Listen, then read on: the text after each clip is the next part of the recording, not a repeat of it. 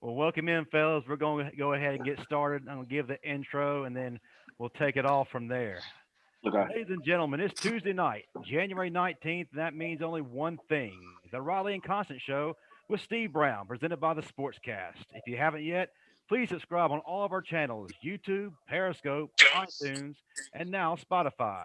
If you're on YouTube, hit like and subscribe right now. If you're on iTunes, give us a rating and review.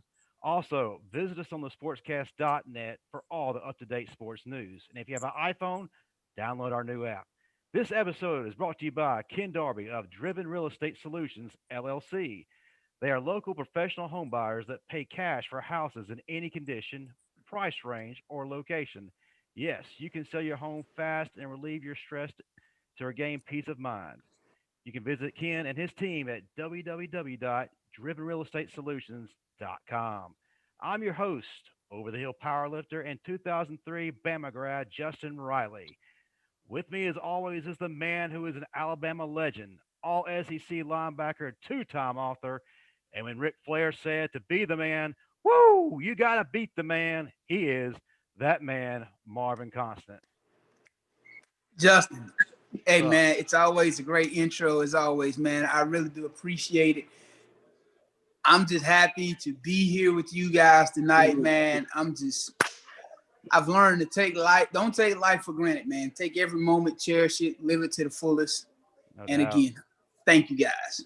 Man, glad to have you here. Hey, if Steve Brown doesn't start getting here on time, I'm going to save the epic intro I had for him for Stephen M. Smith because he's here on time. He was here before time, so we may have to do a little transitioning. But man, last week we had some great guests to celebrate the national championship. This week it's even better. It's even better. We're still celebrating, and we got some great guests from our day. Marvin, go ahead and introduce them. Oh man, I don't even know where to start. The first guest I want to introduce, the man himself. He's not even a guest anymore. Stephen M. Smith. What the hell? Touchdown Alabama magazine. He's not a guest anymore. Hey, you know what, man? I appreciate that, man. For real, man. For real. I really do. So to you, Stephen, I just say welcome home. Yes, welcome. So now I'm gonna get to our guest because you're not a guest. Yeah. Yes, We're right. gonna scrap that. You will no longer be introduced as a guest from this day forward. Welcome home. But our first guest, ladies and gentlemen, when I say Alabama's class of 1999, he was one of the pivotal members that contributed to us winning the SEC championship in 1999. And when I say showed up to school with a minivan like no other, the one and only Mr. Kenny King. What's going on, man? I appreciate y'all for having me. Thanks again. Love and glad that y'all are hosting a show like this, and I'm glad I'm a part of it.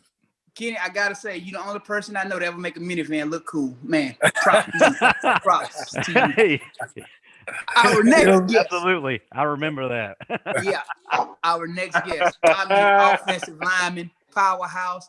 What more can I say about this man? I'm wondering if that Daphne purple and gold led his son to other purple and gold, but I ain't gonna touch that topic. The one and only Atlas. Yeah. Welcome, Appreciate y'all guys. having me, man. We started early with that, huh? Oh, We started absolutely. early. I don't think I stopped. Yeah. That's one of the first things he talked about last week when he told me you guys were coming Yeah. on. He said, I got Oh, to touch man. on his son going to LSU. So Yeah. get ready for Oh, that. yeah. Well, yeah. Well, actually, he closer to home now. He's at UAB now. He in Oh, a he's at reporter. UAB He's not at now? UAB. Yeah, he's Oh, at UAB. okay. Yeah. Well, I know Great. you loving that. Great coach. You know it. Now. You I know love it. Coach Cart. So I got to sell a long time debate since I got Marvin on here, who played at Tuscaloosa Central, and you guys Okay. playing at Daphne, who arguably one of the best, well-known football organizations in high school in the state of Alabama. So this in the debate right now, which program was the best? Time out. It's not really a debate because the Tuscaloosa City school system took Central out of that debate. Had they left things alone, Central would be in the running for that. But we don't have the championships. We only won two, as Yeah. a school. So if the city of Tuscaloosa had have never touched that fine organization, it would be Central High School. Now, I will say, before the city of Tuscaloosa decided to break that up, it would have been Central. So they rezoned it, Marvin. So they did rezone it. No, they went beyond rezoning it. They turned it from one school into 3 schools. See, the problem is when the people with the money, kids aren't playing, they complain. So when they complain, what do? They want their own schools now where their kids can play because they're no longer playing behind the poor kids with all the talent. I mean, let's just call it what it is. Well, I was hoping for a little bit of back and forth, so I was waiting to hear their side. Hey, I say, see, that was that excuse. You see that because I see that. Yeah, that's what that was. Yeah, that's what that was. Yeah. Time out. Not an excuse because my sophomore year we was the number 22 team in the country. My junior year we was the number 4 team in the country. My senior year we were the number 17 team in the country. Now I could put up a fight that we were still quite the powerhouse. Yeah, absolutely. I was definitely quite the powerhouse. Yeah. But like you said, you lost y'all thunder whatever happened. But Trojan definitely has rise to the occasion. Trojan's still rolling. And quite frankly, the Daphne got split too. So exactly. That's where I was about to go with it. How many championships y'all won? We won 2. We won 2. We won 2, but when y'all won 2, y'all won 2. So, but you got to understand, Daphne. Hold on. When y'all were in school, y'all won 2. Say it again. When y'all were in school playing, y'all won 2. No, we but y'all had a head start. Like I was how we have a head start? Y'all was open back in the 70s, 80s. We ain't coming to the late 90s. Actually, Central High School our school's only a couple years old. It was not open in the 70s and 80s because in the 70s and 80s they went to T High and Druid High. So Central was not formed until What year was it open? In the 80s. That's what we talking about. So what we talking about? Hey, but quiet as man, here's the bottom line. We can't play but 11 at a time, just like y'all play 11 at a time. But since you gave that excuse, I'm gonna get that excuse too. They split our school too, and the school they split with won 4. So, what school was that? Benjamin Russell? Spanish Fort. Okay. Yeah. So So what y'all saying is y'all left Spanish Fort because y'all wouldn't get no PT. So y'all went to Hey, we was the poor kids too that was playing over the other Hey, look, I had to take that shot. Y'all opened the door. I had to take that one. But pound for pound, now Daphne got about as many that went to Alabama is Central now. We right there with y'all as far as per player. Oh, even back in the day. So more in the NFL too, right? No doubt. Yeah. I wasn't gonna hit him like that. That's too early. I wasn't gonna hit him like that. We got several that went to the NFL too now. Make no mistake about it. Yeah, but we got several off one team. We got several off one team. That is true. We have several off one team. See how you get this started already. You know, me and Bowleg go all day over here. That's why I asked the question. In the middle of our craziness, Mr. Dennis Alexander has joined us. Welcome to the show. Glad to have you back this week. What's up? My blood brother. What's up? Man, y'all boys look good, man. What's going on, brother? I felt like since we had these coaches on, why not bring another coach and another brother? Welcome, Big D.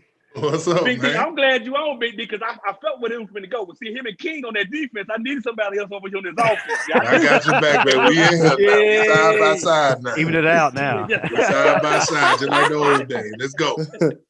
Now that we have the coaches here, let's talk about the coaching situation at Alabama. A lot of things going on right now. Hold on. Can we start with the coaching situation in Tennessee first? Well, please okay, do. Let's start there. We can have a whole show about that, but yes, since y'all are here, let's go ahead and hear your thoughts on that. That was the craziest news that I saw yesterday. I mean, wow. But Philip Fulmer got booted too. So y'all go ahead. No. See, Justin. They didn't boot him. They decided to give him a retirement party. A retirement party. but the funny part about it, then they go back and say his retirement was not related to the allegations. No. Right. Yeah. He didn't get a watch or nothing. They just said bye. Oh, man. He said you can live off that brief appearance in the blind sign residual. So I gotta ask Stephen M. Smith this. Big D, Stephen M. Smith from Touchdown Alabama Magazine is on. When I say the most informative man in college football, I ain't talking about damn Feinbaum, forget Herb Street, forget all them, forget Desmond. Stephen M. Smith is the man with the answer. So I gotta ask you this.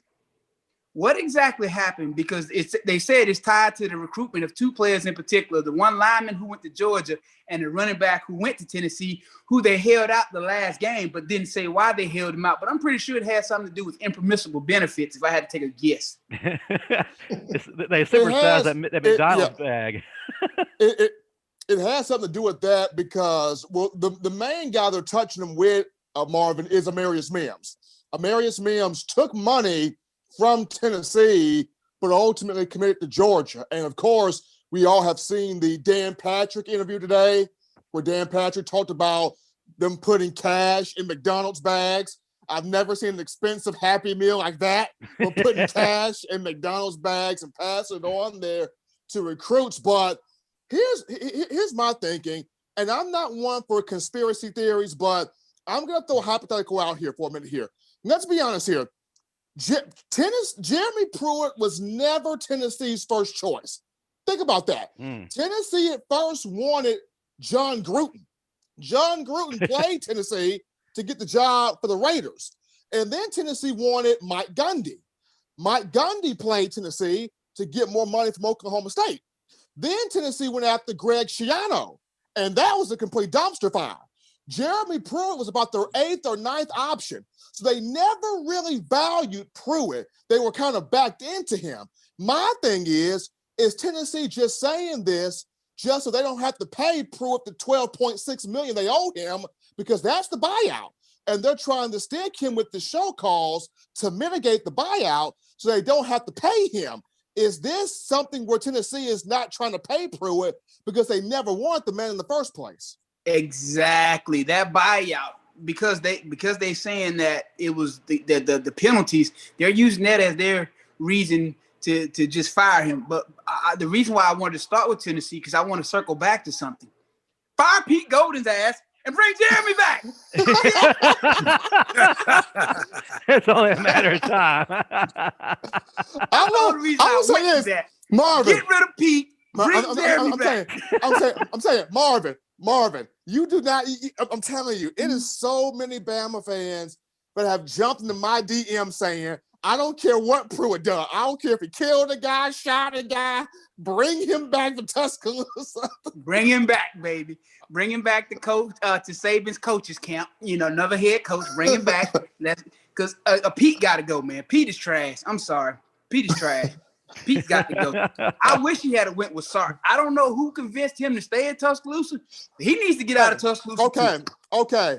So here's what happened, because Texas hired a man named Pete. It just wasn't Pete Golden. It was the guy from Washington named Pete. So what happened was Pete at one point was the hot topic, but I guess Texas got a whiff of, well, maybe Pete can't call these defenses like we want him to. So let's get this other Pete from Washington. We know what he about. Hold on, Steve. Hold on, Steve. You said Texas got whim that he can't call them defense. Hell, a blind man can see that Pete Golden can't call them defense. So I would love to get. Hold on, Steve. Can we put those three on the hot seat? Let's put these three coaches on the hot seat. What do y'all think about Pete Golden's defensive coordinating skills? Who wants to take it first? I'm gonna let Big D go first. Oh man! Hey, you know, gonna be this hot, this fast, huh? And speak your mind. You're in a safe place, so speak your mind. Yeah, I'm gonna say this.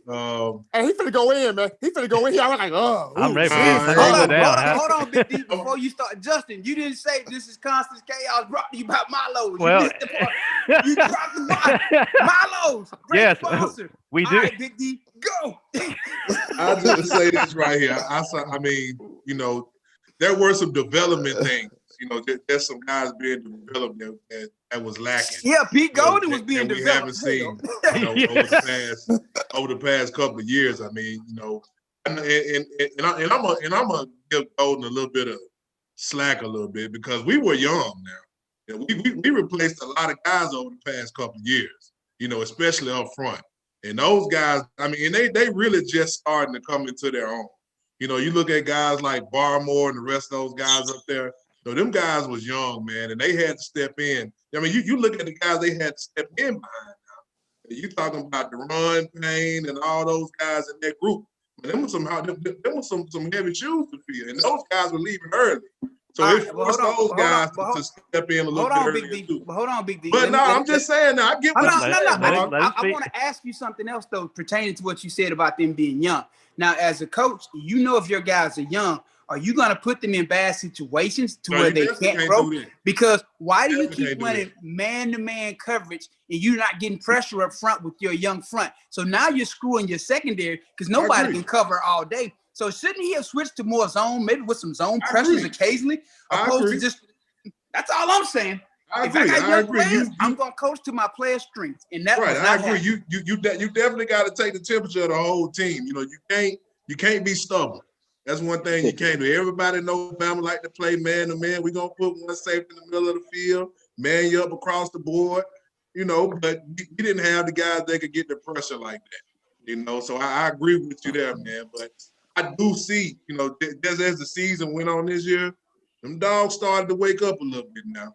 They started to wake up and they started to come on a little bit. So, you know, like I said, I'll cut feet a little bit because they were a little bit young. But I do agree with you. Some of the play calls and some of the situations that he put them in could have been some better situations. I get it. You're a coach. You got to be politically correct. You're a coach on the ride. Can't blow the season. I get that. Kenny King and Atlas, I know y'all got a better answer. Atlas look like he's about to drop some knowledge on us. So, Atlas, go ahead. Come on. Not really. I'm just saying the whole thing was he was the first defensive coordinator that was hired outside of the tree. Because you think about it, all the rest of them was promoted within. Because Jeremy Pruitt, all of them was position coaches before they got promoted. Luke Wall was the last one. But a lot of people, you know, I gave him a little slack because that first year he was coming in, he's learning and he still was trying to develop himself. But I think I'm with Big D towards the end, they got a little bit better. But y'all always talk about Jeremy Pruitt. Y'all forget he got Derek Ainsley up there with him now in Tennessee. He can bring him on back too. Because that's a good point. That's a good point. That's a good point. He was the DC for the Raiders and had the Raiders turned around on defense. So I take not only that. Not only that. Remember when Mel Tucker left in 2015, Ainsley came in and that DB room was lit. Exactly. Back to my original point, I'll take anybody over Pete Golden. So Kenny, what are your thoughts on this? Man, I'm kind of with Atlas on this one. At the end of the day, you know, they want to. Yeah, I look at it as, hey, they won a national championship. At the end of the day, it was ugly. Of course, it was definitely some calls that was definitely questionable. And sometimes, you know, when you're good and you're the best, you get stubborn in what you do. But at the end of the day, they definitely got it done in the end. So again, as a defensive coordinator, he got that ring. So, hey, I'm definitely a Pruitt fan also. You know, I do think, hey, come on back. We'll figure out some kind of spot for him. He needs to come on back down to the tree. See, because here's the thing. You put Pruitt in a room with Charlie Strong and you bring Ainsley back, you got a defensive staff now that's phenomenal. Oh, yeah. Well, not just that. I'm glad you went last, though, Kenny King, because I got a question for you, Coach. You're a head coach. Your defensive coordinator out there calling plays like he calling. How long is it going to be before you relieve him of his duties? Hey, I'm sorry. I ain't going to lie, because Kenny, I'm sorry. Hold on. 8-9 games. I can't hear you. It froze up. Say it again. I'm for real. It did. It froze up. Say the question again.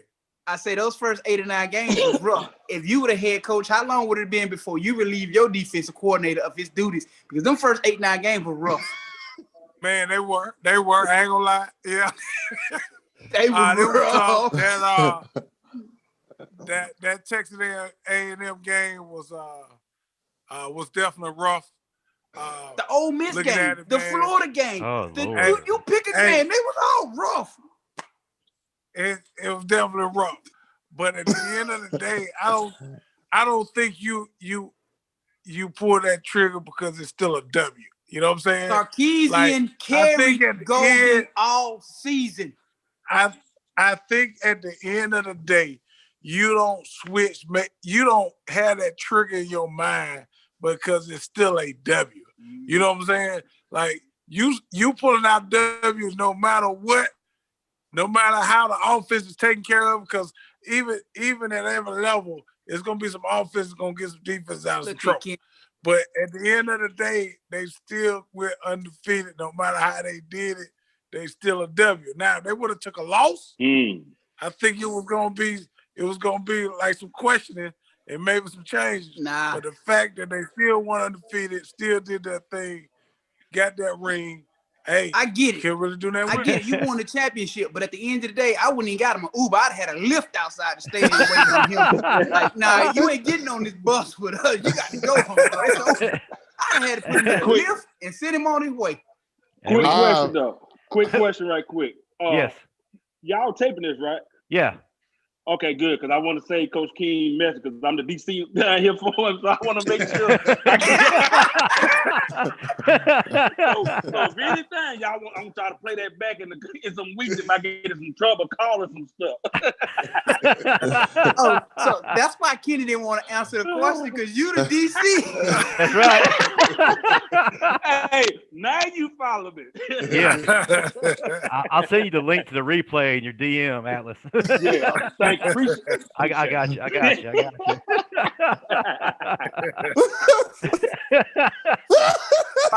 My bad. I wasn't trying to start then. My bad. We got somebody in the audience who's echoing what you're saying, Marvin. Bring Pruitt back. Anybody but Pete. Man, listen, Pete is terrible. I'm sorry. Okay, here's the thing about it. If you want a developmental defensive coordinator, go to Conference USA. Go to the MAC. Go to somewhere else and develop. You don't develop in the SEC.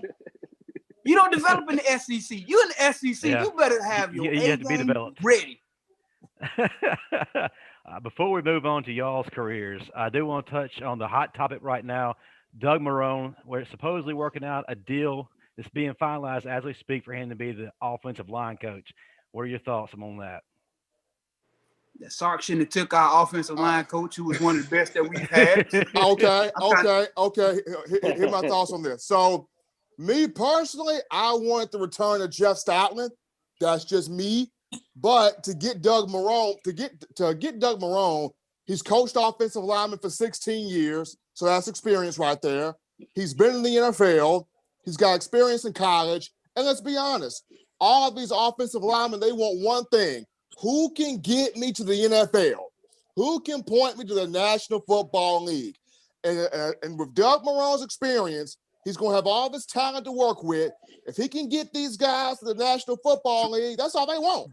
Now, and I think this is Bill O'Brien's doing because once again, Saban wanted Stoutland. Stoutland and Saban are like this. And Saban was like, okay, if Jeff don't get another job in the NFL, then we're going to bring Jeff back home. But if Jeff get this Eagles coaching job or another NFL team want Jeff, but I ain't going to worry about it, I'm going to let this fall in Bill O'Brien's hands. Bill O'Brien wanted Doug Marrone. Here's where we are. Well, you know what, though? I'm kind of mad at Coach Saban right now. What? You would think that, huh? What? You want to know why I'm mad at Coach Saban? Please explain. Because by now, Coach should have figured out he should be putting it in the contracts of these coaches that he hired that if they take a head coaching job at another school, that they're not allowed to poach coaches from the staff because it happens every year. At what point do you put a stop to the coaches leaving, taking other coaches with them? It happens every year. And not just other coaches, Marvin. We're talking about elite ace recruiters. Exactly.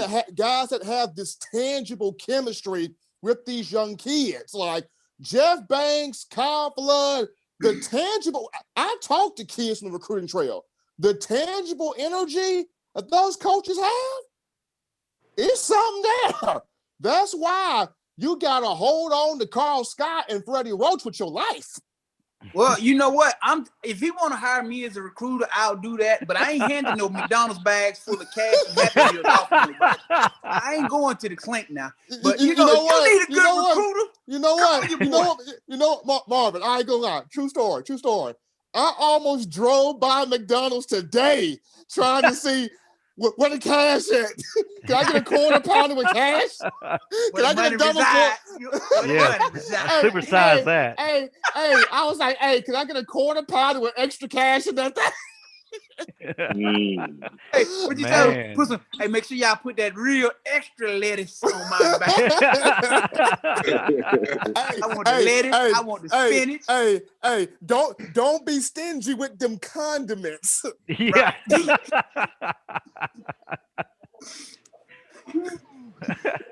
All right. Well, let's focus on you guys. We brought you here for a reason. Y'all are some of the greatest to ever play. So let's kind of focus on your journey. First of all, let's talk about your recruiting. What was that like for you guys, and why did you choose Alabama? Kenny, I want to start with you because I actually heard a rumor that you almost became a Seminole. Matter of fact, you bought a starter jacket.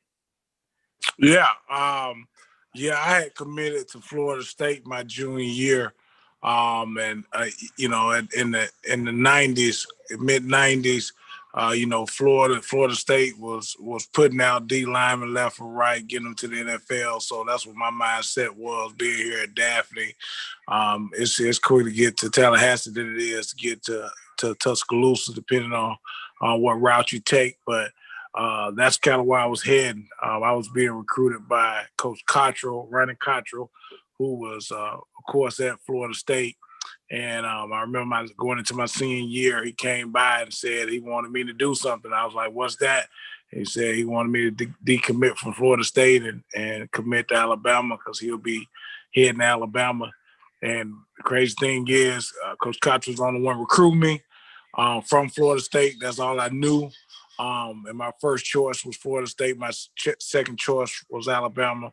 But at the end of the day, when I found out that, my second choice, the coach of my first choice was going to my second choice, my eyes open and said, that's where I need to be. I was always, like I say, I'm a fan from day one. That's one of the things that me and my dad used to do is get up on Saturday and watch some Alabama games. But again, as a young kid, your ultimate goal is to make it to the NFL. And of course, Florida State was putting them out left and right. So, but at the end of the day, I got to Alabama. That's where my heart was. Kenny, how hard is that though, man? When you're being recruited, and the only guy that recruited you was at this school, he goes to another school. How hard is it? How hard was that decision on you at that time? Man, it's tough. I mean, you build a relationship with that person that's recruiting you, and that's what's, making it hard. If you look at Alabama, I think it's, when Alabama losing coaches left and right, year in and year out, I think the fact of the tradition of the winning and the championship is what's keeping those guys there. Yeah. But back when I was coming out, Alabama had won one in 92, and of course Florida State was winning them left and right. But again, that's what kind of pushed me back towards Alabama. Alabama was always in my heart, but when it comes to recruiting, that recruiting coordinator, that's the person you're talking to on an everyday basis. Yeah. That's the person at your house. That's the person in your school. That's the person coming to watch your basketball game. You kind of build a relationship with that person. So once they leave, it's going to be hard. And the biggest thing is if another recruiter don't come in there real quick and try to build that relationship with you, you're pretty much gone. Yeah, Ronnie Cottrell's a good man. I got to know him very well when he was helping with FCA while I was down there. Love getting to know him. Super guy. So, Big D, what brought you to Alabama? Tell me about your recruiting. Man, and to be honest with you, man, I was I was almost a Tennessee guy, man. What? Yeah, man. What? Yeah, I mean that's all I knew growing up, and that's all I saw. I mean, I had. They had the McDonald's bags back then too. No, I ain't had no McDonald's bag. I ain't had no McDonald's bag. I had 4 out of my 6 uncles all went to Tennessee. They didn't play ball. Oh wow. So I mean, it was Rocky Top this, Rocky Top that, growing up all the way, until I actually started getting recruited. And we had, in Memphis, man, at the time, Alabama was coming to get some guys out of Memphis like every year. When I was coming out, man. You talking about guys like, Kendall Moorhead and, Ahmad Galloway and all those guys. And I knew all them cats because I was playing with them. When we was playing against each other, we would get chosen for, Player of the Year awards and all that stuff. So I was having a chance to meet those guys. And I was just like, man, why are these guys running down to Tuscaloosa, man? What's going on? So, I went down for a game, man. And, Coach Williams was recruiting me at the time, the running back coach, Coach Ivan Williams. And, he was recruiting me and he invited me down to a game. And, I went down there, man. I think the game they were playing that week was Southern Miss. And it was, obviously it was a blowout. It was a big time win, but, it was just something about Tuscaloosa. It was a lot different than Knoxville, and don't get me wrong, both stadiums was packed, but just going down there and hanging with Kendall and Ahmad and me and David Payne and Derek Woods, we all graduated at the same time, so they were all recruiting us at the same time, and man, we ended up coming up on the visit. They flew a private jet up in there. Neither one of the three of us had ever been on a private jet. We ain't ever been on nothing private, We flew on the private jet down there, man, and that the rest of that was history, man. But just the tradition that you see when you go down there, that's in Tuscaloosa versus what you see in Knoxville. It's a totally different level of football down in Tuscaloosa than what you see in Knoxville. And Tennessee had some good teams back when we were playing. And we struggled to beat them for the first couple of years when I was there. I mean, they had like a winning streak of like 6 or 7 years when I first got there. Hey man, we ain't talking about that right now. I'm just saying. I'm Like, just saying, but when you in Tuscaloosa, it just seemed like just when I was watching, like the level of intensity was a whole lot more higher in Tuscaloosa than what it was in Knoxville. That's true. So that's kind of what drew me towards Tuscaloosa. And plus, like I said, all those guys from Memphis, they were down there. So when I came on my visit, it was home for me. I was ready to stay when I came on my visit. I didn't even want to go back to Memphis. So, man, it was good for me. So you were responsible for the Memphis movement, huh? Yeah, well, some of the guys before me, yeah. But yeah, it was. I'm telling you now, look, it was a time now. They was coming to get the top player out of Memphis every year, man, for like about 5 or 6 years straight. And everybody was kind of wondering, like, why these guys going to, why these guys going to Knoxville? But it was just something different going down to Tuscaloosa, man. It was right. It was a good place, man. And I tell my wife all the time, if I had a red or blue pill, to go back or stay where I am right now, I said, you better find that red pill too, because I'm taking it. You better take it too. That's what's up. Atlas, what about you? Oh, my story way different from theirs. I came out, I wasn't serious about football or nothing, can't tell you. So I ended up going to JUCO. And out of high school, the only school that was recruiting me was Southern Miss, because at the time they still had the Prop 48 rule. And I knew I wasn't going to qualify because I messed around. I was in the back of the class in high school telling jokes and cutting up. So until coach came one day and said, hey, man, you got a chance to go play some football. And I was like, do what? So I graduated on a Tuesday. My mama sent me out on a Friday to JUCO.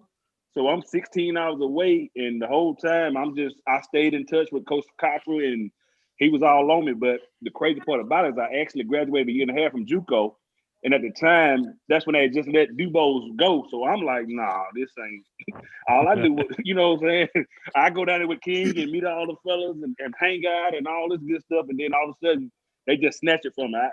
I developed that bond with Coach Callaway, Big C, and I was like, you know what, it's roll tide. But then, that staff got fired when I was getting ready to come in, and I'm sitting here looking on the outside, looking in. And the crazy part about it is, King can tell you, I actually walked in to sign, and I was going to sign with Auburn.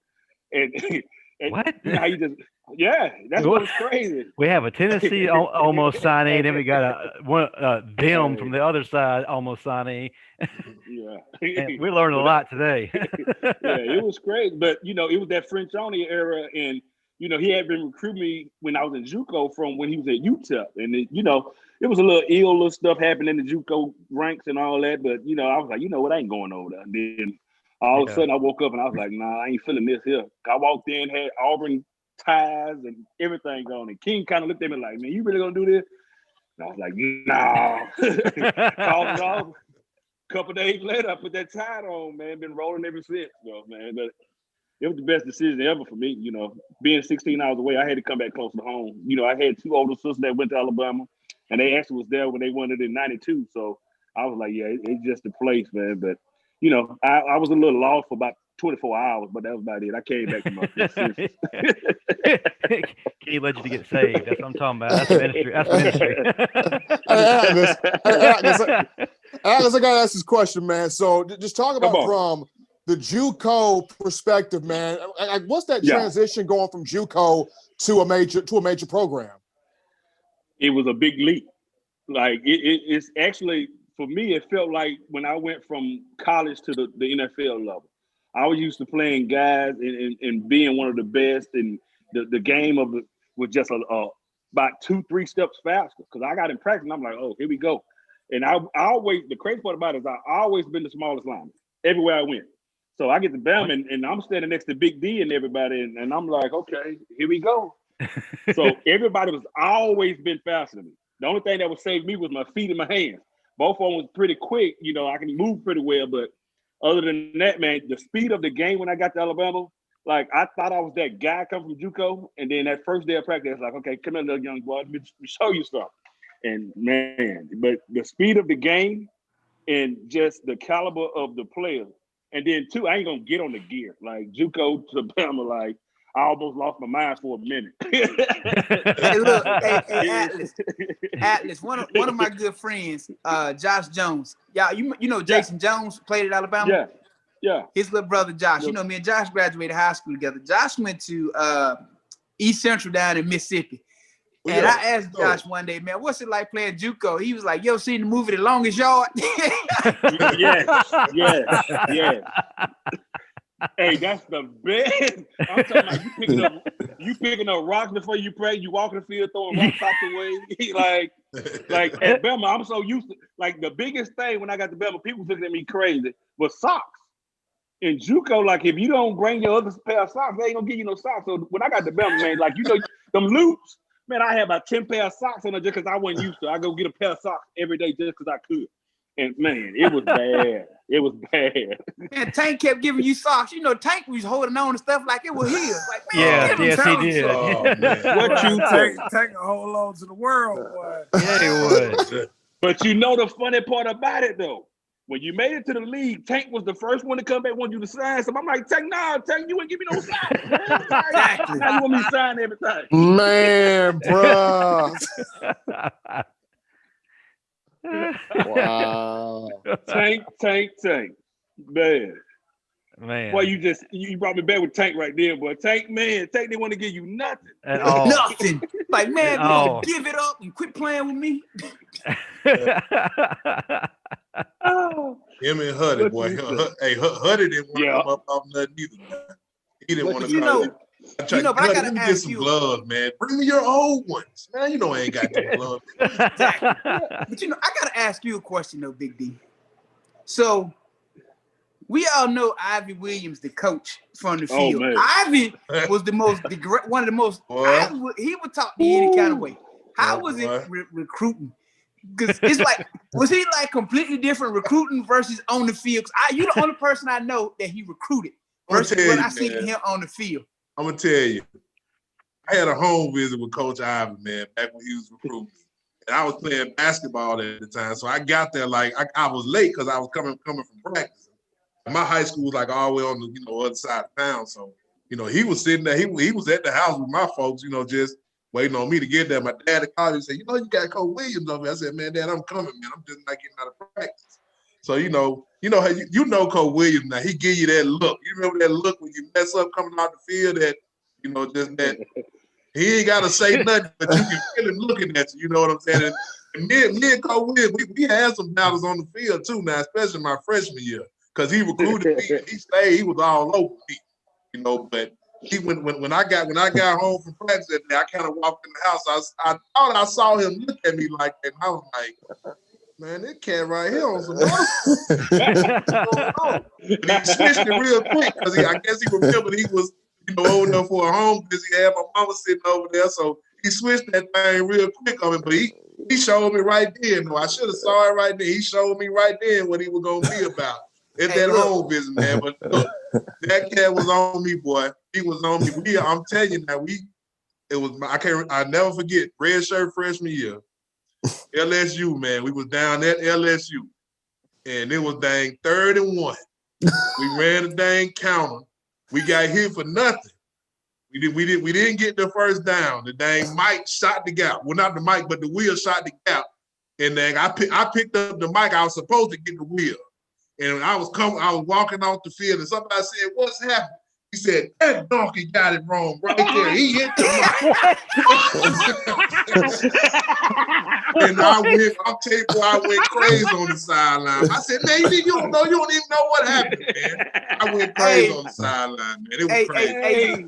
Hey, Justin. Hey. His favorite, Ivy Williams' favorite saying, "Damn donkey." That donkey, man. That donkey right there did. We were in practice one day. I don't know if y'all were there yet or not, but we in practice one day. Dustin McClintock messed up something. Oh Lord. Oh Lord. Coach Williams asked Dustin, "What's your major?" Dustin said marine biology. I said, "You're gonna drown." God! I can't believe that. Man. I was over there dying laughing. Dustin was supposed to block me, but he didn't. I was like, "My bad, man." Some memories now, boy. So besides Ivy Williams, what were some of the challenges you guys faced when y'all first got to Alabama? Well, I can start there, man. When I first stepped on campus, I felt like I was one of the biggest things in my high school. I'm only standing at about 6'2", 2.5, 270 pounds. Me and Atlas is the biggest thing walking around school.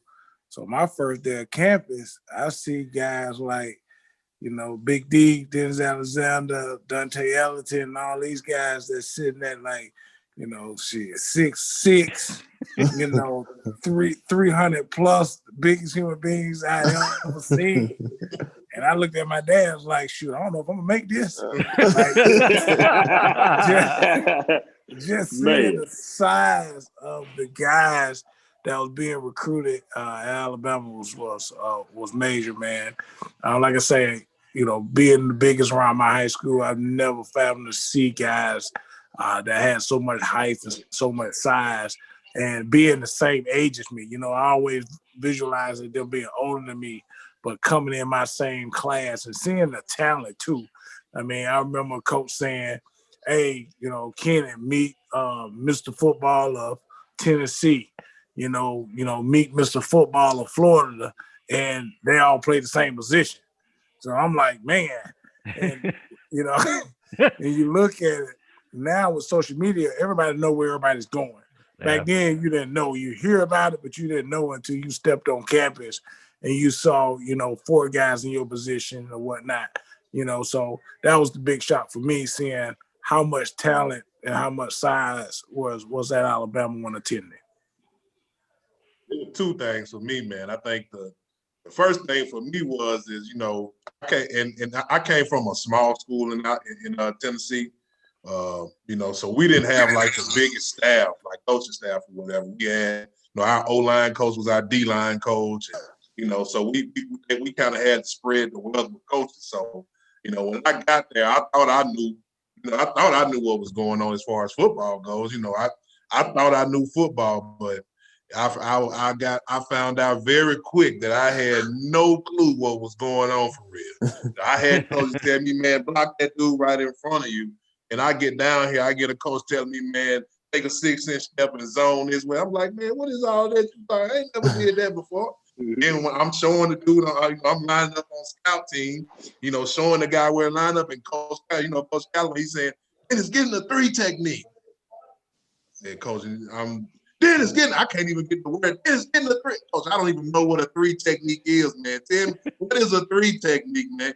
On his outside, so I was like, well, I can understand that, but there's so much football that I did not know, before I got there, man. That when I got there, and I was in the program, and I was like, man, it was no way I could play my freshman year. It was no way, because I had no clue, like what was going on. Then the other thing was, man, I'm gonna tell you now, when the first guy that I ever blocked, and it was because I was on freshman team, was Cornelius Griffin.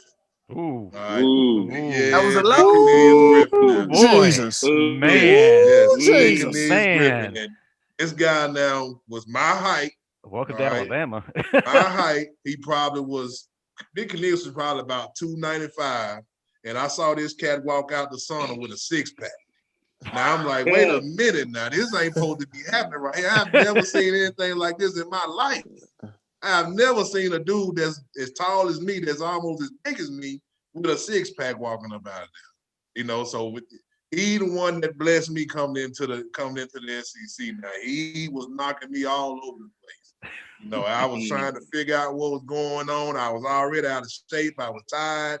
He was dogging me all over the place. So that was like the biggest stuff. That learning the football and then coming in against Cornelius Griffin. Man, them cats he got me right now. He got me right. I can believe that. Man, how do you get a 6-pack eating at Burt Dining? What was he eating that I wasn't eating? Hey, look, let me tell you something, man. I love playing behind Cornelius Griffin. I'll tell you a funny story about Cornelius. Me and Cornelius came in the same class. He went to JUCO. I was freshman, but we were all class of 98. So we were sitting in the meeting room for the team meeting.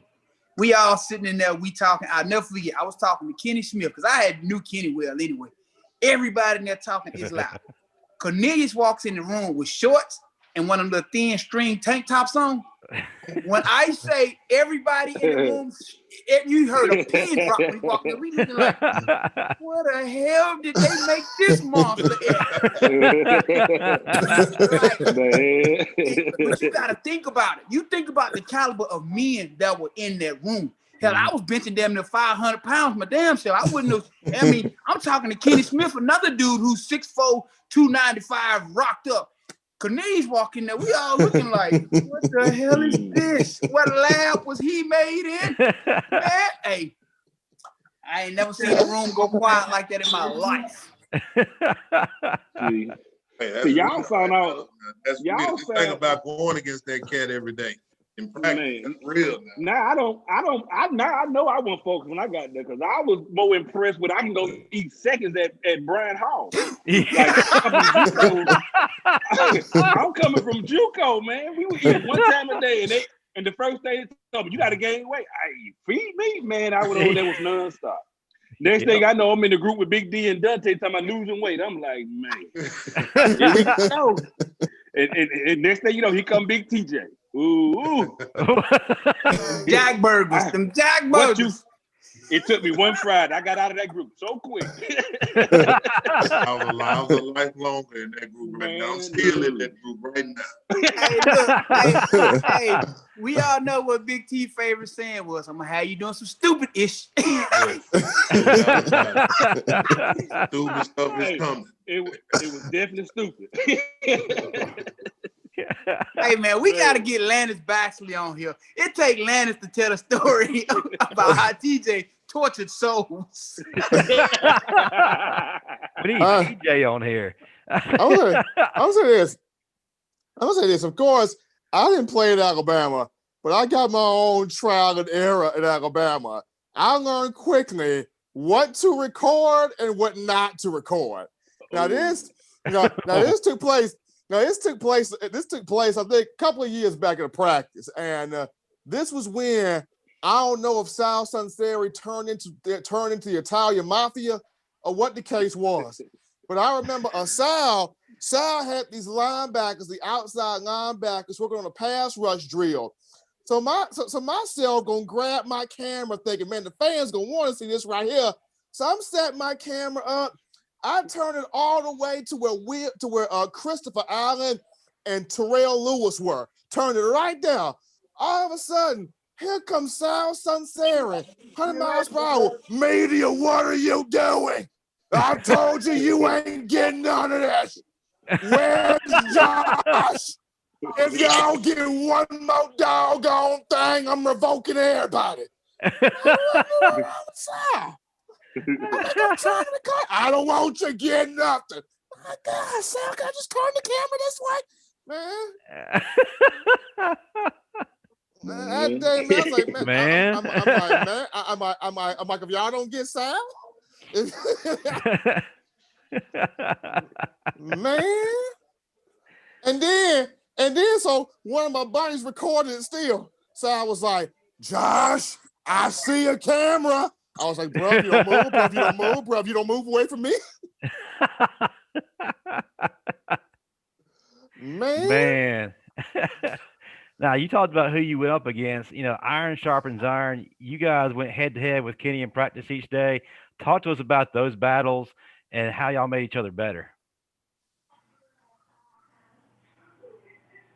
Shoot, man, I can tell you this, man. As far as the competition goes, when I got to Alabama, I had never, besides Kendall Moorhead, I had never on a consistent basis went against anybody like Kenny King and all those guys, that were there at Bama, man. I mean, obviously, we played week in and week out against, good competition, but I always felt like the cats we practiced against every day was better than any D-line that we faced in any game that we played, man. I mean, like I said, there was some guys now, there were some guys there when we were there that they were some real live dogs. These dogs, they're alive now. These real live dogs out here. And I mean, and not even just talking about the D-line, you talking about the guys behind them. I mean, you got cats like Marvin, you got cats like Salim and Darius Gilbert and all these guys. I mean, these are real live cats out here, man, that's making plays. I mean, you got a cat like Marvin that's trying to come knock your head off every time he feel a hole. But then you got a cat like Salim that's trying to duck and dodge everything. So I don't know if I'm coming up on Marvin or Salim and I'm coming to hit Salim, I'm hitting the ground, I'm trying to be under control against Marvin. He knocking me back in the back. So it's crazy, man. You really had to concentrate on what you were doing. That's what that level of football do. If you really want to be at that dog level, if that's what you want, if you want to play there, you got first of all, you got to know who you're going against.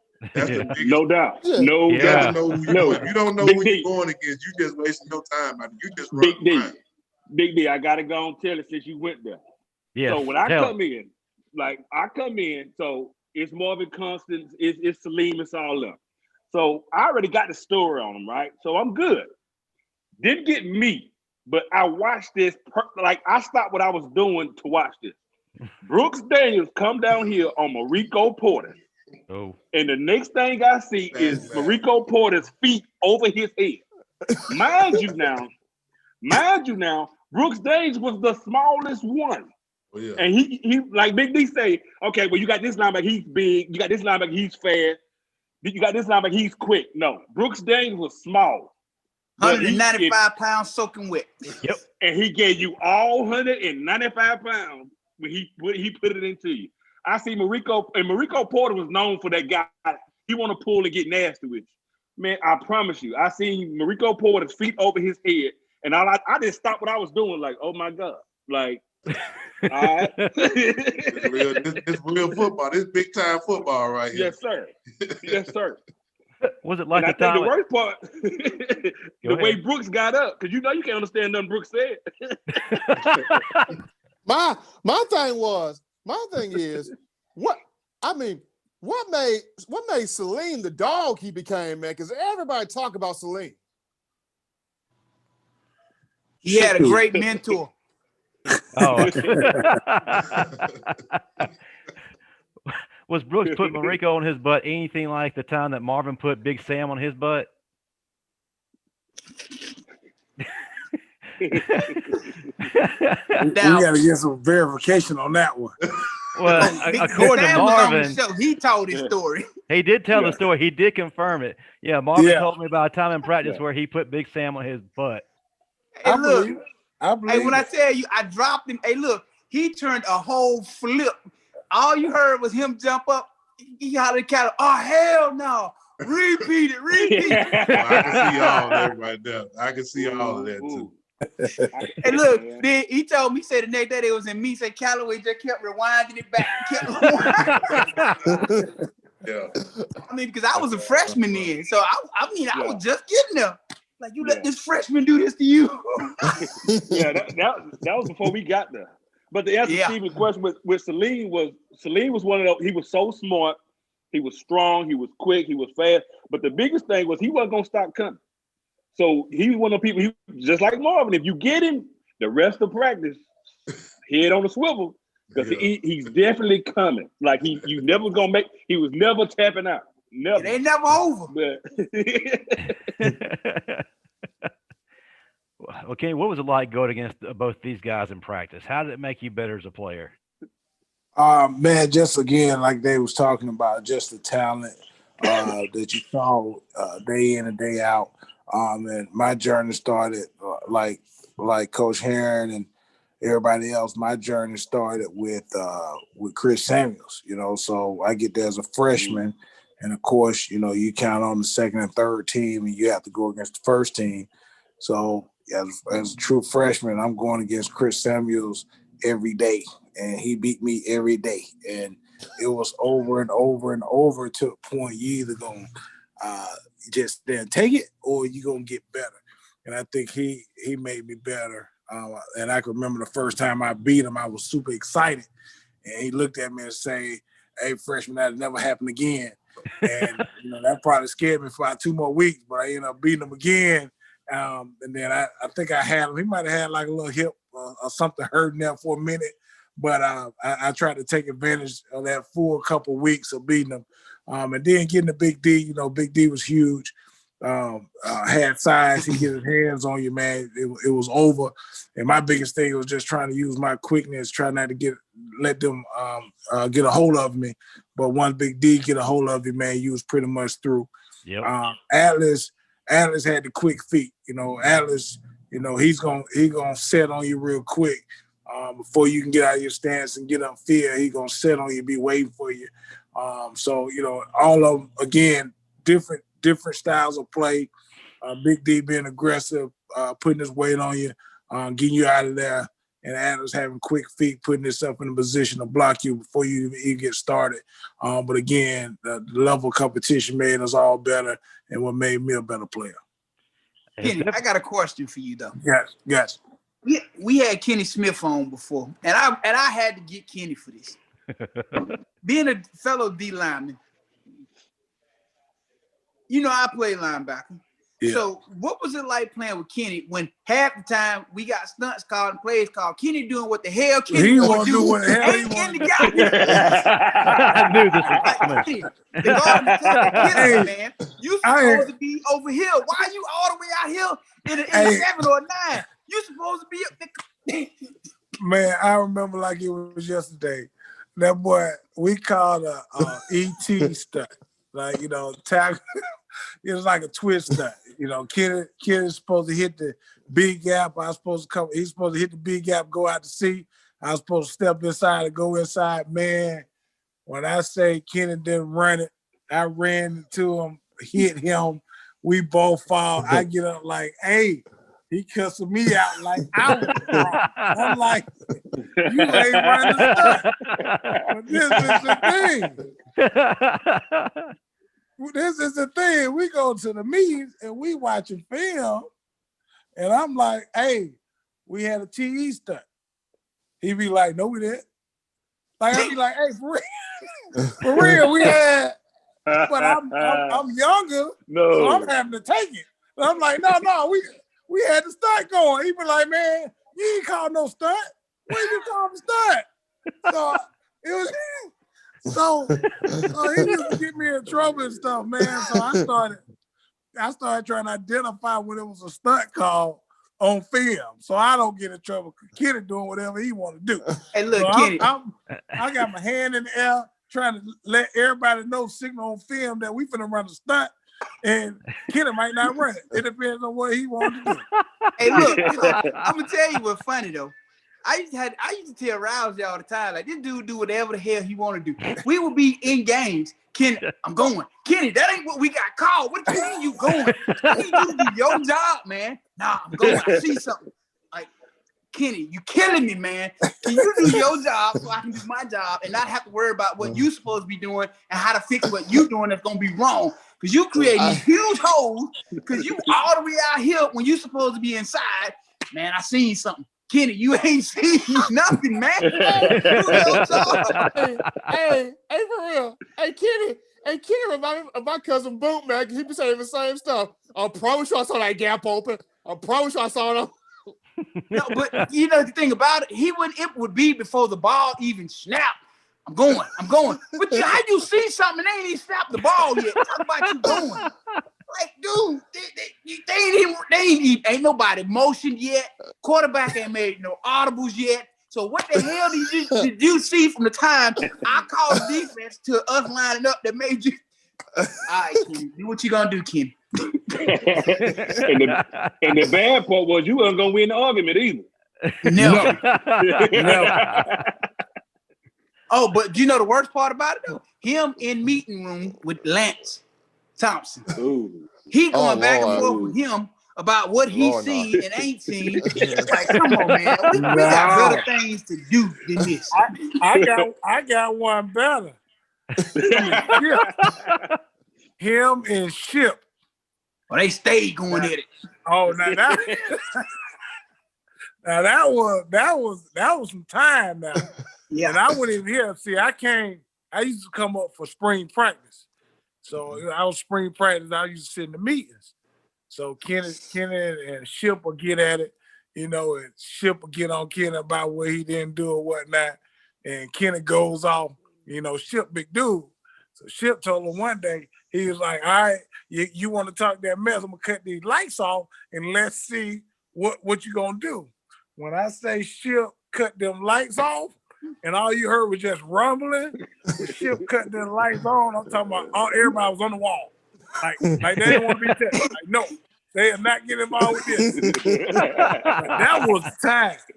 That was time right there.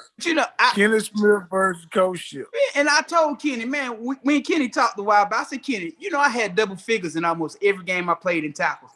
I said, if you'd have done your job, do you know how many more tackles I would have had trying to cover for you two? You killed my stats. Hey, Marvin, Marvin, you had you babysit Marvin. I was. It was like baby, because I kid you not. You think about it. If the defensive tackle is lined up in the shade on the guard, but he then loops all the way out around the damn tight end, how big of a hole did he create? So now I got to take on the guard and the tackle. And you know that's where they trying to run the damn ball in. Like, come on, man. Eric, the guard, the tackle, the fullback, and it's me. Like, come on, bro. I got to fight 3 people and still make a tackle. Hey, funniest thing I ever seen was coming to watch practice when I was leaving JUCO. I would come and watch, and you know how the O-line and the D-line would do their one-on-ones or whatever by the fence. Why would they were getting the fight, Kenny Smith would just take the O-line to him and throw it over the fence. I was like,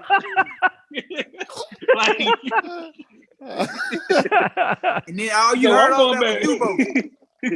Damn it, Kenny, what are you doing, Kenny? Kenny, no, Kenny, Hey, every team needs a Kenny, man. Yeah, that's true. Hey, oh no, y'all remember that day we was in practice and he was into it with Bart? Oh, he had Bart. All you heard was Dubo. No, Kenny, no, Kenny, no. Oh man! And Ivy Williams hollering, "Thank you!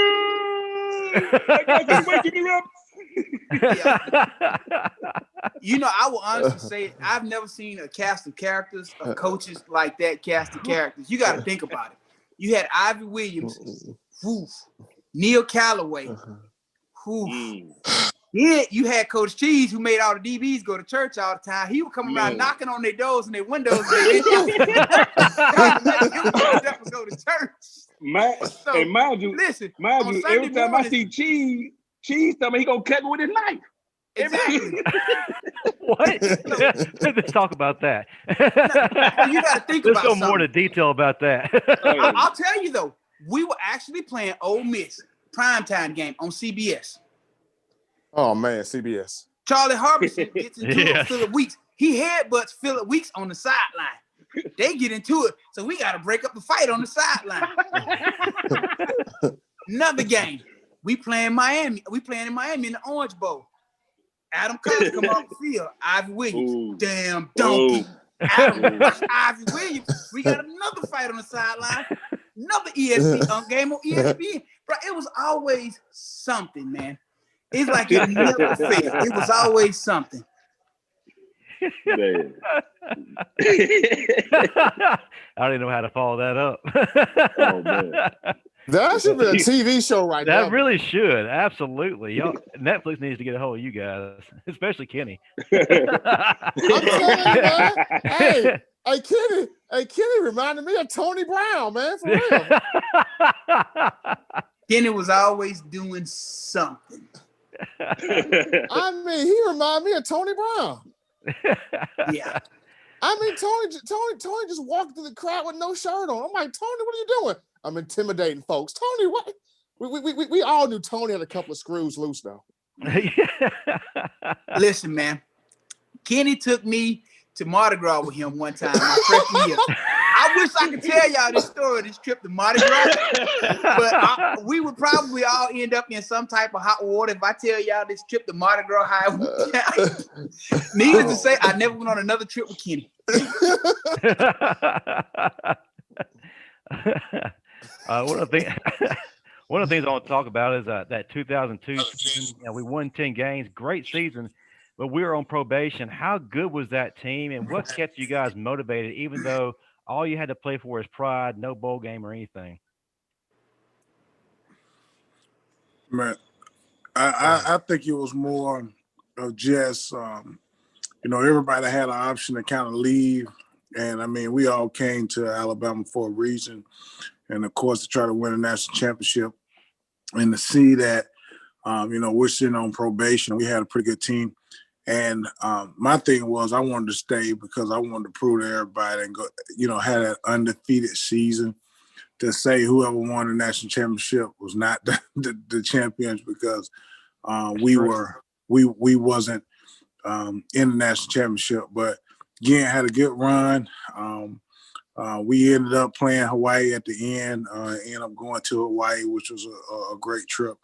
But at the end of the day, I mean, it was really bad, the fact that we was on probation. But again, I'm glad I stayed. I'm glad I finished the year off with the boys and got the job done that year.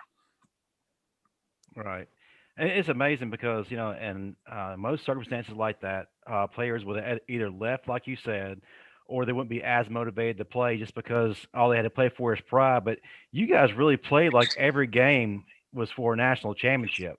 I mean, y'all came with a fire and a passion every single game. And to be honest with you, if y'all got to play in a national championship, y'all would have smoked whoever it was. I think Miami won it that year. I mean, y'all would have smoked Miami. Would have been close. Hold on. Was it Miami or was it Ohio State? 2002? Yeah. I think Ohio State won that year, wasn't it? I think it was. I think it was Ohio State. But Miami was pretty good. They had that D line. Yeah. Yeah. Miami was really good though. But yeah, that's something that always stuck out to me for sure. So what was your favorite moments at Alabama? I'll start with you, Kenny. My favorite moments, man, is just being with the guys. I mean, I had a great time. It was a special time just because, when you talk about being on probation, you talk about all the things we went through. We went through a lot. Like when I talk about Alabama, people's like, "Who you play for?" I was like, "Man, I've been recruited by Gene Stallings. I played for Mike Dubose. I played for Dennis Franchione. Hey, I seen Mike Price come in for 2 weeks. Yeah. And then Coach Shula. Literally. I was waiting What for you that. say? Literally. What you Mike say? Price for two weeks. 2 weeks. Mike Price for 2 weeks. And I thought it was like 20 minutes. Them strippers for 2 weeks. Them strippers. So you say Mike Price come in for 2 weeks, and then Shula hosted our pro day. Leaving, man, I went through the gauntlet, and Big D and Atlas, of course, went through the gauntlet too, man, and just to see all that, but knowing that, hey, you stuck it out, you was there, but man, just the pride of playing with the guys, sticking it out and staying was the best time of my life, man, and I enjoyed it, and I enjoyed just from the Highlands to Rose Towers to just hanging out with everybody. I mean, just doing crazy stuff, man. Just seeing guys on top of roofs, shooting BB guns at each other. I'm telling you. Hey, yes. Oh my God. Hey, bring Kenny, up memories. Kenny, you could tell we played before social media was big. Putting fish in somebody's AC unit, Yeah, Marvin. Marvin. Man. I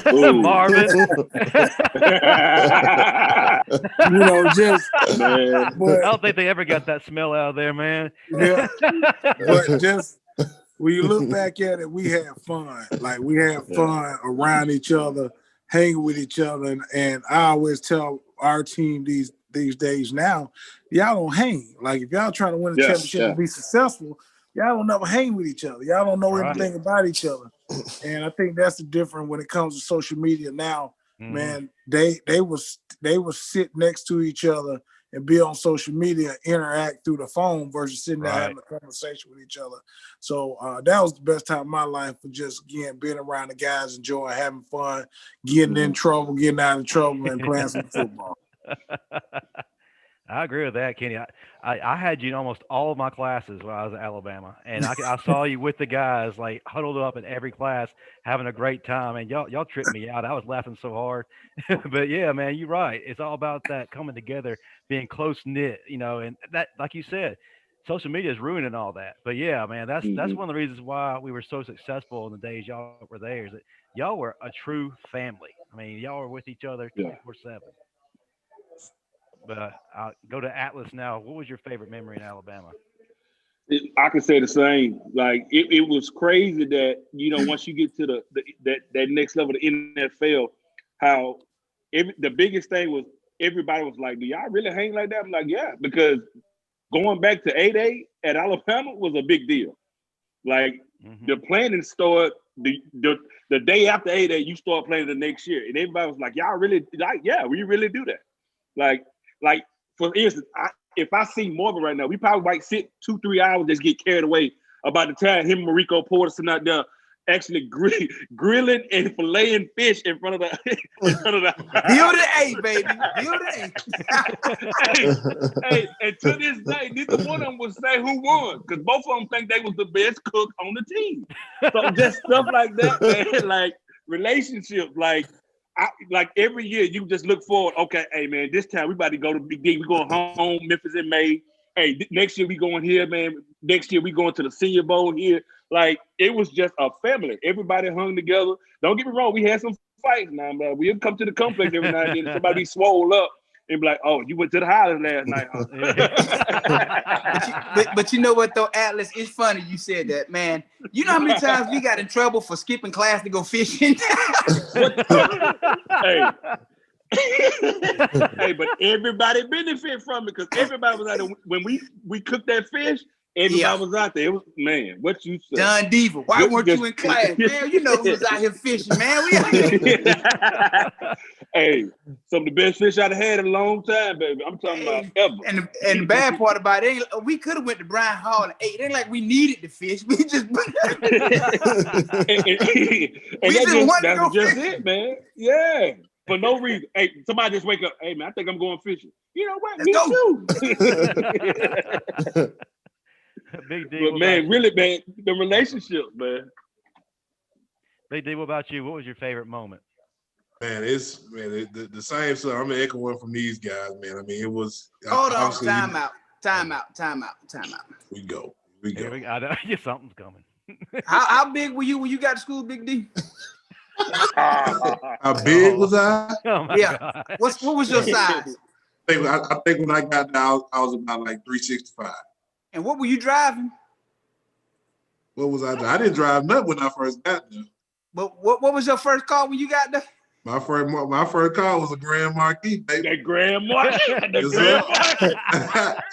Hey, look, I just got rid of it a little while ago. I mean, that was my boy right there. Now we rode everywhere together. Hey, the reason I brought that up was I brought it to a story. You remember the Grand Marquis? And you remember when I first stopped playing and I was working for the sheriff's department, right? So I'm gonna tell this story. I was working for the sheriff's department, right? I see Big D in the Grand Marquis. He got Charles Jones in the car with him. I'm pretty sure they had been out having a few libations. I'm pretty positive about that. But I see Charles hanging out the passenger window. He just hanging out. I thought, I'm about to have some fun. Before I hit them lights and them sirens, I rolled up on him. Charles jumped back in the car. He Big D, they set up so straight. I pulled up beside him, pointing and laughing. They're like, man, that ain't funny. That night right there. You had us that night right there. You had us bad, boy. We thought we were going down that night right there. They thought they were going to the clank. I had We to thought we get were going down. We thought we were going down. Oh my gosh. You got any video on that, Marvin? Man, listen, we no evidence. We don't never leave no No, evidence. Yeah, we leave no this for this evidence. generation. They can come tell on themselves. We ain't telling nothing on us. I gotcha. Man. Yeah, the 8-day, the 8-day weeks, man. You know, that stuff right there where we had the weeks where we were just, it was all about us just hanging out. And I think that was intentional, man. I think the coaches, they let us do that stuff on purpose, man. I mean, I'm not saying it was a bad thing or nothing, but they understood that, you know, we had to like each other, you know, in order to be that good, man. We had to like wanting to be around each other.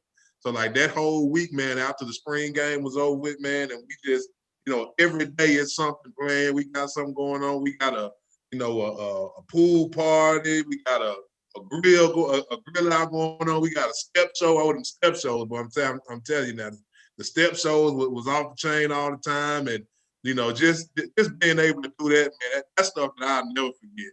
And then the Highlands, you know, I can't speak enough about the Highlands. I know they all got, you know, stories about the Highlands, but the Highlands, you know, it was like we were all right there together. You know, it wasn't nothing for you to walk out of your door and just see, you know, anything crazy. Somebody riding a bike down the hill with no clothes on. You know, it was all those types of memories right now. I mean, I'm gonna tell you how we used to take. Here's what we used to do. We used to take our couches, pull them out of pull them out of the rooms, and put a table in the middle and play cards. Sitting on the couches outside in the house in the middle of the apartments. Don't forget about the TV in the window. TVs in the windows, ain't no telling what you're gonna see when you walk by, you know, looking at the TV. It was, I mean, just so much stuff, man. And that's what I'm saying. Like that stuff right there, you'll never forget it. It was all good fun, man. You know, it was, we had some times and some moments where we got a little bit out of control. You know? But you know the thing about it though, Big D, man, these kids today, they'll never experience that because social media and camera phones won't allow them to even have that level of brotherhood and fun because everybody always want to record. You know, we didn't have phones taken away from our time to bond and just enjoy life. Right. Now, every time you see somebody, they want to record something. Yep. We weren't worried about recording them. We were worried about enjoying the moment. Right. And people don't understand how that moment brings teams together. It's a lot easier for me to have your back when I know you and we spend time together than I don't know you for real, man. You do what you want to do. I'm gonna do what I want to do. Right. You know, it definitely plays a role in the camaraderie of the team. Yep. Now, Marvin, do you want to know probably the funniest moment from my time at Alabama? Really the funniest moment.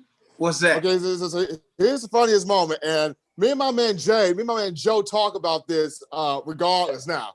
So it goes back to my freshman year. And this is when LSU had beat us 9-6. And we go back to Harris Hall which is still up right now.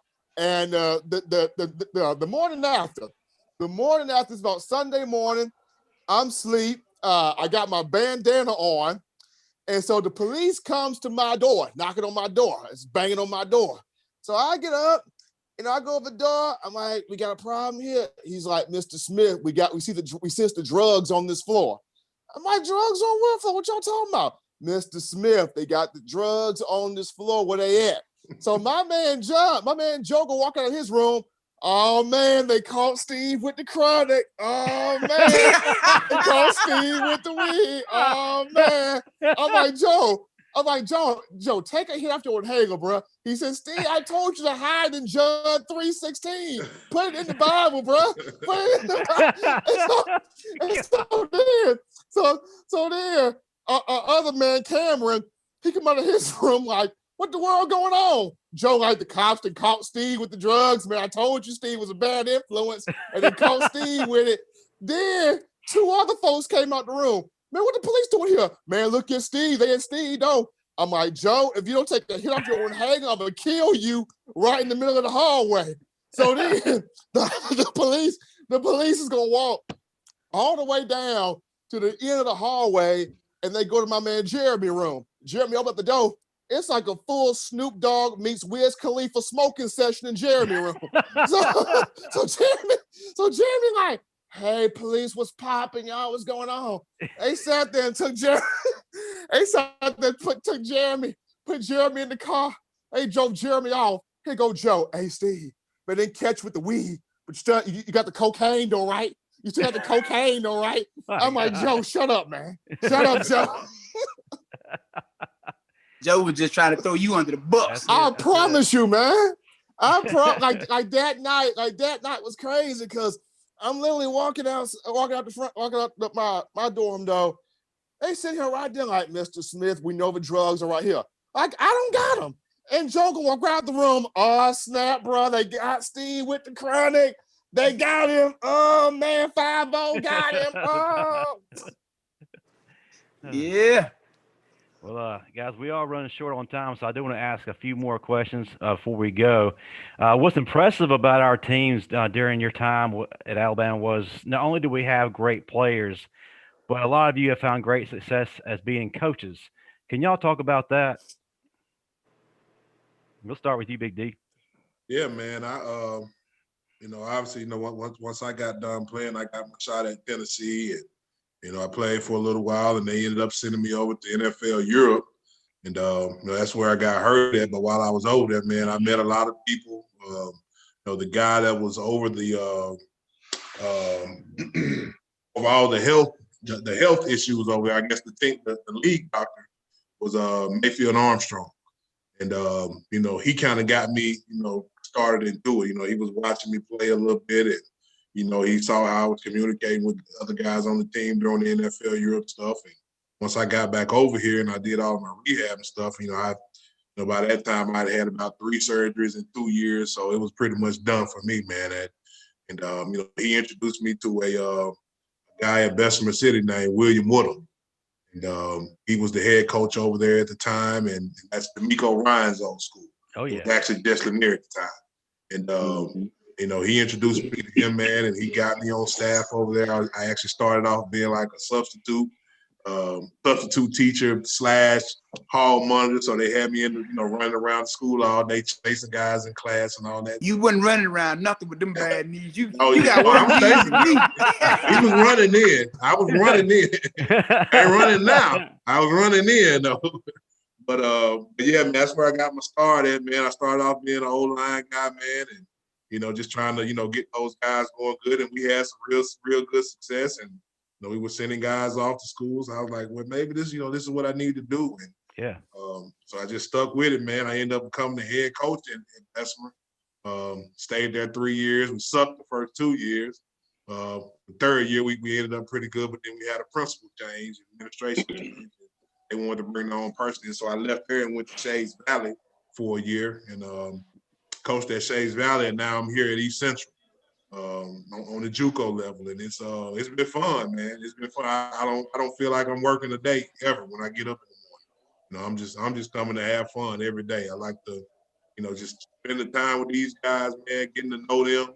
Yeah. Getting to help them out in their lives. And, I see myself in them a lot, as they're coming in as young freshmen, young folks, first time away from home, and they don't know anybody, and they're trying to learn football and learn, time management and all that stuff that comes with, playing college ball. So, it's been good. It's been a good ride, man. And I'm planning on doing it for the next 30 years, to be honest with you. I love That's what's up. it's been funny. I've been here at East Central. That's going on my 8th year. I've been the O-line coach. I'm the run game coordinator over here now, man. So I've learned a lot of, and just like how I thought I knew ball when I first got to Alabama.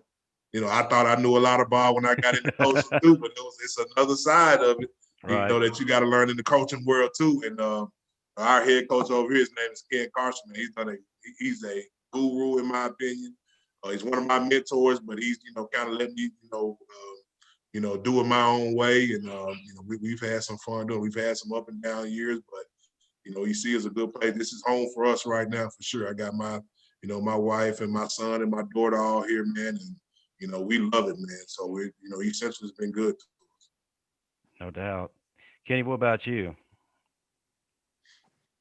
Well, my just talking about kind of my journey of getting into coaching. I was out in Arizona, was staying out there, kind of made that my home, and I actually got into youth football.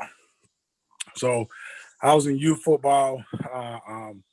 I ran a league out there called Lions Youth Sports. Had at one point 3,600 participants and a big, large organization. And I coached in it and then ran the organization. And when doing that, I realized that, man, I want to continue coaching. So kind of got into high school coaching out there. I had a couple gigs before I landed at Hamilton High School. Hamilton is a big-time school out there in Chandler, Arizona. Won a lot of championships, a few national championships, and just one of those powerhouse schools. And was able to coach there. I enjoyed myself. And then had the job here at Daphne come open. My dad called and said, asked me, was I ready? And I told him I'm okay, but he was telling me that I needed to come on back home, and I think it was that time. So I applied for the job, got the job here at Daphne. Just completed 5 years. This was the best year yet. Ended up being 10-2, and had a great time and enjoyed myself, man. So again, like Coach, like Big D said, man, I enjoyed coming back home. Coaching at a high school that I attended was big for me. Also, the fact that I get to do it with my fellow friends and like Coach Herrion, and just being from Daphne, coming back to Daphne and coaching at Daphne and seeing the cool thing I think is actually coaching the kids of the people that you went to school with. So kind of their temperament, who's gonna be lazy, okay, who's gonna be the know-it-all, who's gonna go out and put in the work, who needs that extra push. And also it's good when they come up missing, you can call mom and dad and they say come get them, which is also a plus. But man, I'm just enjoying this gig. Like I say, I go to work every day and I can do it for free. It's just what I enjoy. So that was kind of my journey and continuing to go down this road and see where it takes me. Yeah, no Well, doubt. I got to shout Kenny out real quick too. We talk about the bonds and the brotherhood that we develop while playing college ball. It's amazing how far they extend beyond even when that time is over. So when I was working on my PhD was a split program, and I went to Grand Canyon for my PhD. So half the time I would have to be out there, half the time I would be here. But I'm in Arizona. Hey Kenny, hey J Mac, I'm out here for however long. Let's go hang out. Show love.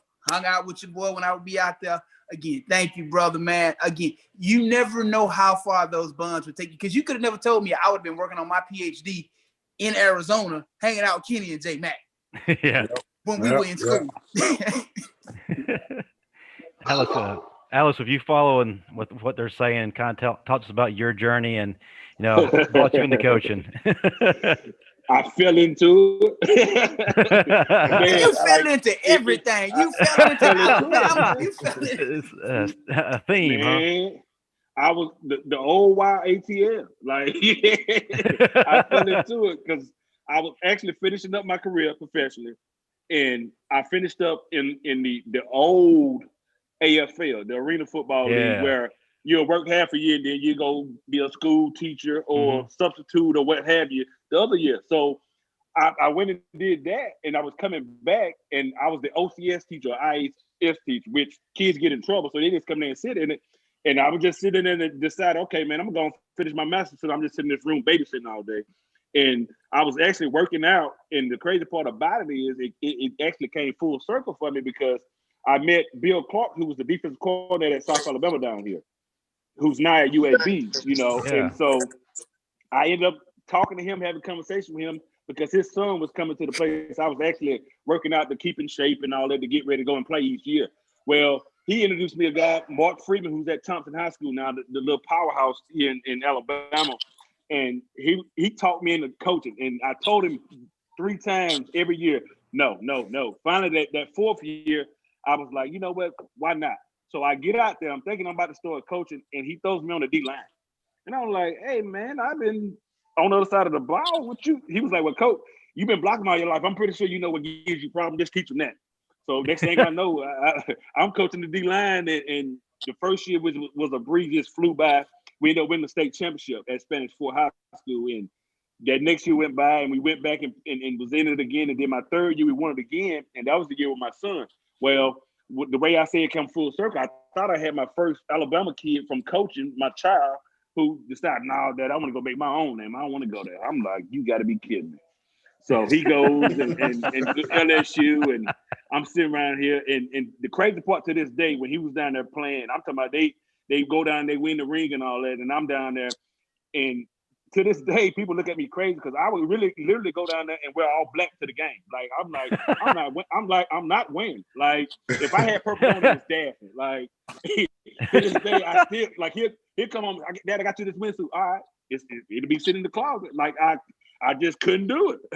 I couldn't do it. And the crazy part about it is when I say it come full circle, what have you, he got down there and was like, I think it's time for me to go. And he entered the portal. And next thing I know, the first guy I kind of talked to and taught me in the coaching, Bill Clark, now at UAB, he was like, Dad, I think I'm going to go up there. And a couple other coaches I ended up meeting. And my former trainer, Lyle Henley, is the director of strength and conditioning up there. And what happened, and actually Big TJ's son, the youngest Jason, is up there doing strength conditioning as well. And I'm like, man, that's the perfect choice for me. Oh, that's my family. Like, yeah, I'm with you. Come on, let's go. So, it's just one of those things. Now I'm back home, which me and Coach King said we was never gonna do, is come back home. And now I'm actually the defensive coordinator for him here. He taught me to come back home, and I was like, man, I'm not doing it. But like Coach King said, man, it's so fun. I literally don't set an alarm clock. I just get up every morning, jumping off, ready to go. Atlas, I got one question for you, Atlas. Uh-oh. Does Key let you coach in the gold boots? Whenever I want to. Hey, as long as I'm stopping somebody, man, he'll let me coach in anything out there. Hey, man, listen, I got to tell all y'all something, man. I'm very envious of all 3 of y'all, man. I'm proud of y'all. I love you guys because I wanted to coach, but the way my knees set up, after the first 2 years, it just didn't work so well for me. Not because, like, my knee, man, I would be in pain. My knees felt like I realized that wasn't really going to work for me long term, but it was definitely something that I wanted to do. But just that whole knee setup situation kind of, So, yeah, man, I'm extremely proud of all of y'all, man. And I got to come to Daphne, man. I'm telling you, man. Come on, man.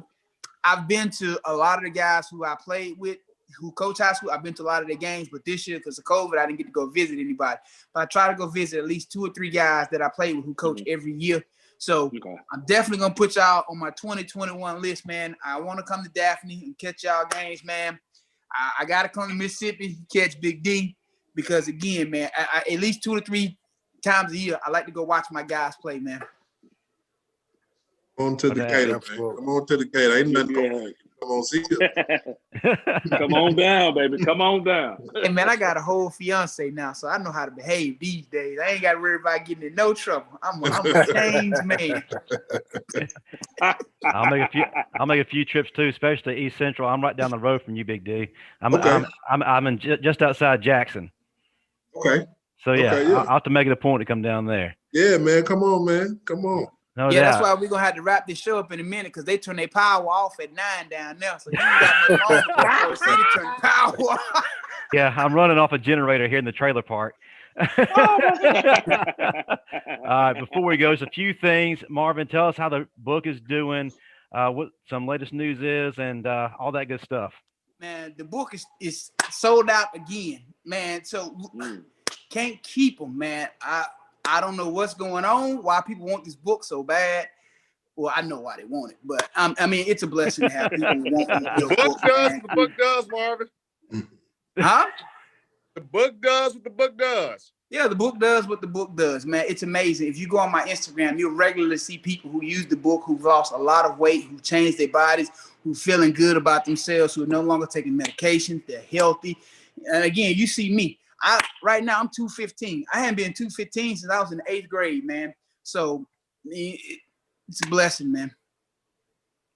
That's what's up. Glad to hear that.